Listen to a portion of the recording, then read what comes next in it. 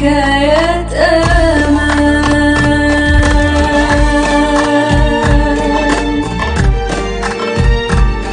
كتيبة رندا العسكرية. يا مساء الورد والياسمين والضحكة الحلوة اللي بتنور القلوب يا أحبابي وبناتي. الراجل برا البيت زي المحارب اللي طالع عينه في الجبهة، خناقة مع المدير، مواصلات بتهد الحيل، ومصاريف بتطير زي العصافير. وراجع البيت ولسان حاله بيقول يا رب حتة هادية أرمي فيها عظمي وارتاح. يدخل البيت يلاقي إيه؟ كمين، كتيبة عسكرية. مفيش حمد الله على السلامة يا أبو العيال، لأ، في دخلت برجلك الشمال ليه؟ وإيه التأخير ده؟ وفين كيس العيش عشان الأكل اللي جوه؟ صوت رعد وضرب وعصبية بتقلب بطن الواحد. خدوا بالكوا يا بناتي، المركب هنا بتغرق، والراجل بياخد ديله في سنانه ويهرب لأول مرسى يحسسه إنه لسه دكر بط وبيسيطر على المكان. النهاردة معانا قصة ست قوية ناشفة طفشت جوزها بصوتها العالي، والطلبات اللي ما بتخلصش، ولسانها اللي بينقط دبش. بعد 11 سنة جواز وعندهم بنتين خلاص بيكبروا وشوية هيبقوا عروستين، صحيت الست رندا على بومبة ما كانتش في البال ولا الخاطر. بالصدفة وهي بتفتش في ورق العيلة لقت قيد عائلي رسمي مكتوب فيه إن جوزها صلاح اللي داخل على 50 ومقضيها لابس كاجوال شبابي متجوز عليها في السر وعمل عسل بقاله 5 سنين كاملين، يعني من بعد 6 سنين جواز بس. والحبايب ما طلعوش غرب. رندا اكتشفت إن حماتها وأخت جوزها كانوا عارفين كل حاجة ودفنوها سوا ومخبيين. صلاح كان بيختفي 3 أيام في الأسبوع ويعمل فيها الابن البار ويقول لها أنا بيت تحت رجلين أمي التعبانة، وهو في الحقيقة بيت في العش الجديد شاري دماغه من رندا وبناته وبياكل محشي وبط مع التانية. ولما رندا قفشته وقفت له في الصالة وعينيها بتطلع شرر ونار، رد عليها صلاح ببرود وقال لها جرى إيه يا رندا؟ ده حقي الشرعي، والشرع محل الأربعة. عجبك عيشي ومش عجبك عيشي برضو، أنا مش ههد راحتي ومستقبلي عشانك. رندا قالت في سرها يا بنت اهدي وعدي الليلة عشان البنات.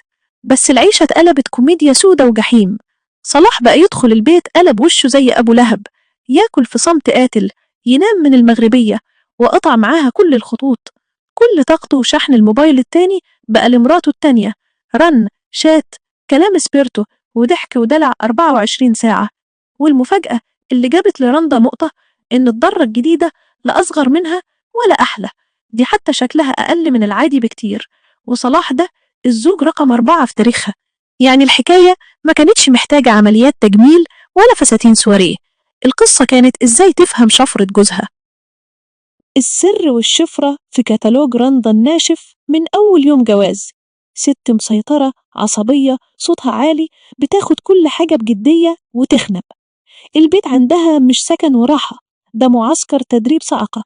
شيل ده، حط ده، حاضر، لازم، ما ينفعش.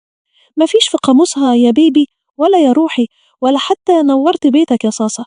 حتى لما يرجع صلاح من الشغل تعبان وعايز يرتاح شوية ويفضفض تستقبله بقائمة الأزمات. السباك لطش 200 جنيه والماسورة بتخر، وبنتك عايزة مصاريف درس، وبنتك التانية عايزة علاج، واختك بصت لي بنظرة مش عجباني. وتقولك هو صلاح ليه بيهرب من البيت؟ علم النفس بيقول الراجل لما يدخل البيت عايز يحس انه شبح الحتة والكل مقدره، اما الست عايزة امان ودلع. لما رندا قلبت البيت لكتيبة عسكرية صلاح حس ان رجولته والانا او الايجو بتاعه اتبهدل. الراجل بره في مطحنة، ولما يرجع عايز طبطبة مش تحقيق نيابة. الصوت العالي والنقد المستمر بيخليه يحس انه فاشل، فيجري يدور على مكان تاني يقول له يا حبيب عمري يا سيد الرجالة عشان يرجع له ثقته. بس عشان نكون منصفين احنا بنشخص المشكلة مش بنطبطب على صلاح. اللي عمله نزالة وسقطة كبيرة، 5 سنين كذب وتزوير واختفاء تحت ستار أم التعبانة بعد كام سنة جواز. ده جبن وخوف مواجهة. ردوا عليها مفيش فيه ريح الجدعنة مع ست شالت قرفة وعمرها معاه. الموضوع ايه؟ ضغط الشغل زائد كبس رندا زائد انفجار عاطفي. صلاح لقى ست تانية رغم ان شكلها عادي بس لسانها بينزل شربات. يا غالي يا نور عيني ارتاح يا حبيبي، انت احسن راجل في المجرة. الراجل داب في شبر مية، لان الراجل مش بيدور على احلى وش، بيدور على الاحساس الحلو اللي يحسه مع الست. روشيت تفك الشفرة الرندا والكل ست جوزها عملها مفاجأة. الخبطة بتطير البرج، أيوة، بس القطر ما بيموتش لو محطة فاتت.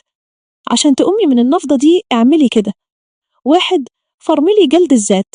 طبعك الناشف كان محتاج تعديل، بس ده مش مبرر إنه يعيش دور رأفت الهجان في 5 سنين ويخون. فجوة النكد هما الاتنين شركة فيها، لكن ذنب الكذب والدوران عليه لوحده. 1. شغلي مدفعية المشاعر وعيطي. من حقك تتضايقي وتزعلي وتطلعي اللي جواكي، بلاش تكبتي. ولو الأمور ساحت روحي لاستشاري علاقات. 1. انقلي العفش ذهنيا. انسي صلاح شوية، اهتمي بصحتك وشياكتك، ركزي على بناتك وافرحي بيهم وبنفسك واهري بنيولك جديد. 1. رجعي السوفت وير القديم. انزل الجيم، اخرجي مع صحباتك، اشتري لبس جديد، واعرفي ان قيمتك ما نقصتش مليم عشان واحد اشترى مستعمل. 1. حطي شروط ناشفة بجد. مفيش حياة كومبارس صامت ولا خرز زوجي. يا عيشة محترمة بكرامتها وفلوسها، يا تسريح بإحسان والنفقة والمؤخر ييجوا داير مليم.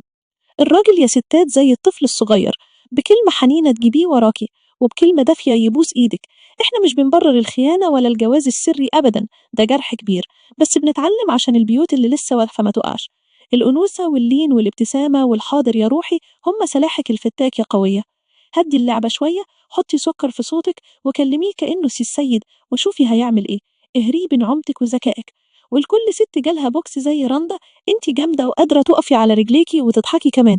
المستقبل فيه بهجة، والصبر والتوكل على الله بيفكوا الحديد. شاركوني حكاياتكم عشان كلنا نستفيد. أسيبكم في رعاية الله، تصبحوا على خير وفرفشة وأمل يا أحبابي. حكايات أمل، حكاية من كل بيت جواها تفاصيل ما حد شاف. دي حكايات أمل.